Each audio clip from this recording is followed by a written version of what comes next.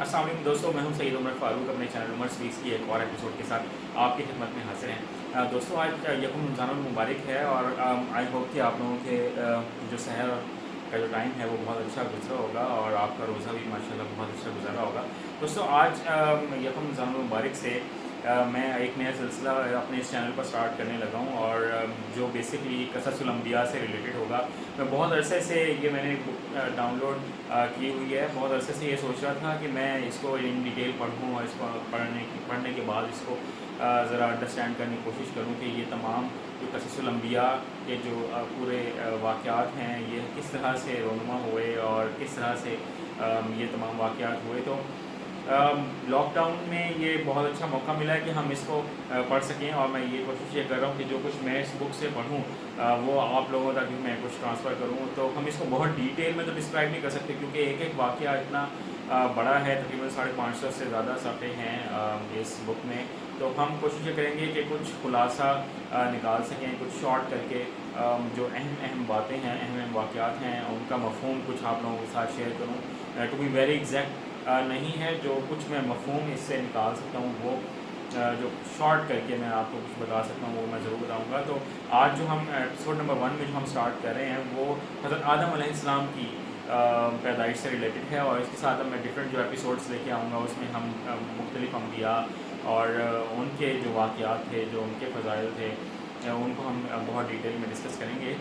तो ज़रा स्टार्ट करते हैं कि ये तमाम वाक़यात जो हैं ये कुरान शरीफ में भी मौजूद हैं और क़ससुल अंबिया में इसको बहुत ज़्यादा डिटेल में डिस्क्राइब किया है। तो ये जो मैं वाक़या इस वक्त आदम अलैहिस्सलाम की पैदाइश का मैं आप लोगों के साथ ये डिस्कस करने जा रहा हूँ, सूरह बकरा की आयत नंबर 30 से 39 तक में इसका ज़िक्र है और कुछ इस तरह है। मैं आप लोगों के सामने इसको डिस्कस करता हूँ। और जिस वक्त तेरे रब ने फ़रिश्तों से फरमाया कि बेशक मैं ज़मीन में अपना एक नाइब बनाने वाला हूँ, तो फ़रिश्तों ने अर्ज़ किया, ए हमारे रब, तू ऐसे शख्स को नाइब बनाएगा जो ज़मीन में फ़साद करेगा और खून रेज़ी करेगा, हालांकि हम तेरी हम के साथ तेरी खूबी और पाकीज़गी बयान करते हैं।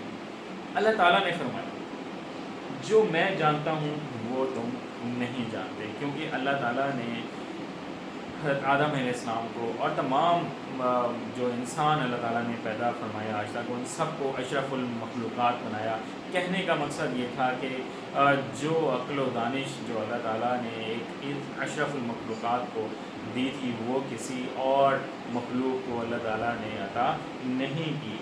ठीक है, इसके बाद जो हुआ वो ये हुआ कि अल्लाह ताला ने हज़रत आदम अलैहिस्सलाम को दुनिया की बहुत सारी चीज़ों के और इल्म भी दिए और उनको दुनिया की चीज़ों के नाम भी याद करवाए और फिर फ़रिश्तों से पूछा कि ये तमाम चीज़ें क्या तुम इन चीज़ों के नाम जानते हो?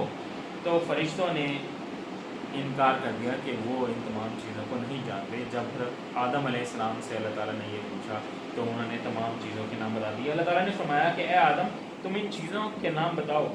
बस जब हज़रत आदम अलैहिस्सलाम ने फ़रिश्तों को इन चीज़ों के नाम बतला दिए तो अल्लाह पाक ने फरमाया कि मैंने तुम्हें कहा नहीं था कि तहकीक में आसमानों और ज़मीनों के गैब जानता हूँ और जो तुम ज़ाहिर करते हो और जो तुम छुपाते हो। तो अल्लाह ताला अपनी हिकमत ज़्यादा बेहतर जानता है। फ़रिश्तों को उतना नहीं पता, इंसानों को भी उतना नहीं पता, हालांकि अल्लाह ताला ने इंसानों को अशरफुल मखलूक़ात बनाया, बट जो हिकमत और दानिश अल्लाह ताला की हर बात में छुपी हुई है वो शायद हम लोग इतना आसानी से अंडरस्टैंड नहीं कर सकते, क्योंकि हमारा जो इल्म है, हमारी जो दानिश है वो अल्लाह ताला की हिकमत और उसकी जो मोहब्बत है अपने इंसानों से रिलेटेड, वो हम लोग उसको कभी भी अंडरस्टैंड उस हद तक अंडरस्टैंड नहीं कर सकते। देन जो इसके बाद जो वाक़या हुआ वो ये था इब्लीस का सजदे से इनकार। और जब अल्लाह ने फ़रिश्तों से कहा कि आदम अलैहिस्सलाम को सजदा करो तो वो फ़रिश्तों ने सजदा किया मगर इब्लीस ने इनकार किया और अपने आप को बड़ा समझा था कि क्योंकि अल्लाह ताला ने इंसान को खनखनाती हुई काली मट्टी के कीचड़ से पैदा किया, तो इब्लीस क्योंकि आग से बना हुआ था वो अपने आप को बहुत ज़्यादा बरतर समझता था, क्योंकि वो उन फ़रिश्तों में से था जिसने अल्लाह ताला की सबसे ज़्यादा इबादत की थी। तो उसने अपने आप की अपनी इबादत पर बहुत ज़्यादा गौर किया, फ़ख्र किया कि मैं इस मिट्टी के बने हुए इंसान को सजदा करूं। तो अल्लाह ताला ने जब उससे دریافت فرمایا کہ تم نے انکار کیوں کیا، جب میں نے تمہیں حکم دیا تو تم نے انکار کیوں کیا؟ تو ابلیس نے یہی جواب دیا کہ میں ایک ایسے مٹی کے بنے ہوئے انسان کو، ایک مٹی کی بنی ہوئی مخلوق کو سجدہ کیسے کر سکتا ہوں جبکہ میں تو آگ سے بنا ہوا ہوں، کیونکہ اللہ تعالیٰ نے آگ سے بنے ہوئے جنات کو پہلے پیدا کیا تھا، اور جو اشرف المخلوقات ہیں، جو مٹی سے پیدا کیے ہوئے انسان کو بعد میں تخلیق کیا تھا۔ باقی تمام فرشتوں نے سجدہ کیا اور ابلیس نے سجدہ نہیں کیا۔ تو اللہ تعالیٰ نے ابلیس کو اسی وقت ہی مردود قرار دیا اور فرمایا کہ نکل جاؤ، آج سے تم جو ہو وہ مردود ہو، اور اس میری جنت سے، میرے اس دائرہ کار سے تم نکل چکے ہو۔ تو ابلیس نے اس چیلنج کو قبول کیا۔ ابلیس کے ورڈ کو اگر میں سرچ کرتا ہوں تو اس کا مطلب ہے بہت ہی زیادہ مایوس ہونے والا۔ تو ابلیس جو ہے وہ مایوس ہوا، اور اس نے اللہ تعالیٰ سے ایک ریکویسٹ کی جو اللہ تعالیٰ نے قبول بھی فرمائی۔ اللہ تعالیٰ سے اس نے یہ ریکویسٹ کی کہ مجھے آپ نے نکال تو دیا ہے، بٹ مجھے اس وقت تک کا موقع دینا جب اس مٹی سے بنے ہوئے انسان کو آپ دوبارہ زندہ کرو، اور اس وقت تک کے لیے مجھے ضرور موقع دینا، کیونکہ یہ وہ وقت ہوگا اوبیسلی کہ جب قیامت کا دن ہوگا۔ تو اللہ تعالیٰ نے یہ اس کی ریکویسٹ قبول کی، اور اس نے اللہ تعالیٰ کو اور اللہ تعالیٰ کی مخلوق کو یہ چیلنج دیا کہ میں آپ کی تمام مخلوق کو گمراہ کروں گا۔